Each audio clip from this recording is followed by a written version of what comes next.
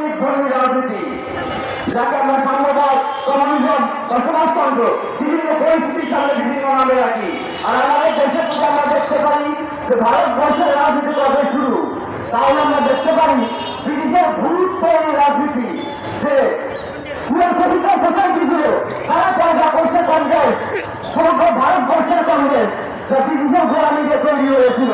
পরবর্তী মুসলিম লীগ এবং আওয়ামী লীগ লীগকে অনুকরণ করে বাংলাদেশের সমস্ত রাজনৈতিক দল, যাদের একমাত্র উদ্দেশ্য বাংলাদেশকে তারা দখল করবে এবং নিজেদের মধ্যে ভাগ ভাগা করে যাবে।